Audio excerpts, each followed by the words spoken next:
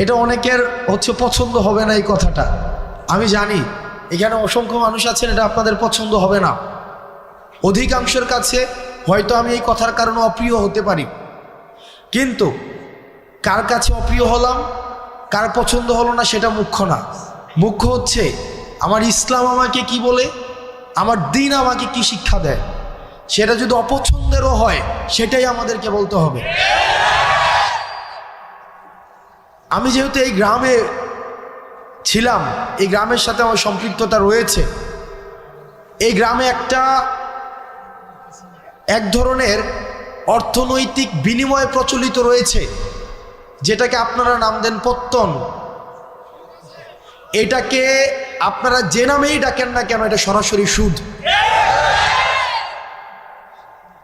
আমার পরিবার সহ আশেপাশে অনেকে আছে এই ধরনের বিষয়ের সাথে সম্পৃক্ত ছিল, কিন্তু আমরা যখন বুঝেছি, আমরা যখন পড়াশোনা করে জেনেছি, আমরা যখন আলেমদের থেকে পরামর্শ নিয়েছি, বিশ্বাস করেন যেই দিন থেকে আমরা এই পথ থেকে ফিরে এসেছি, বরং সচ্ছলতা আরো বেশি প্রশস্ত হয়েছে।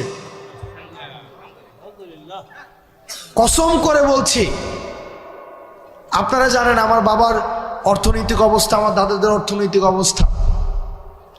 যেই দিন থেকে এই জায়গা থেকে আমরা ফিরে এসেছি, আমাদের অর্থনৈতিক যে সচ্ছলতা, আমাদের নিয়ামত সৃষ্টিকর্তা আমাদেরকে যেভাবে দিচ্ছেন, আমরা প্রতিনিয়ত আল্লাহর কাছে অকৃত্রিম কৃতজ্ঞতা প্রকাশ করি।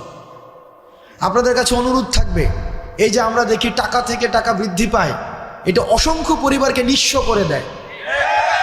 আমি নিজে দেখেছি, আমার বাড়ির মধ্যে এইসব বিষয়ে মেল হয়েছে, ছোটোবেলায় আমি দেখেছি, বা আমি দেবিদ্বার থেকে আসতাম যখন দেখতাম। অনেকে আমাকে অপছন্দ করতে পারেন, আপনি আমাকে অপছন্দ করেন, সেটা আমার দেখার বিষয় না, কিন্তু এটাই সত্য। এখানের সবাইও যদি অপছন্দ করেন, এটাই সত্য। এবং সুদের বিরুদ্ধে আমাদের এটা সামাজিকভাবে এটাকে প্রতিরোধ করতে হবে। আমরা আল্লাহর আইন চাই, সুদ মুক্ত সমাজ চাই। আল্লাহর আইন চাই, সুদ মুক্ত সমাজ চাই। আল্লাহর আইন চাই। আপনাদের কাছে অনুরোধ থাকবে, আপনারা সুদকে বন্ধ করে দেন। আমরা চেষ্টা করব, আপনারা যদি আমাদেরকে সহায়তা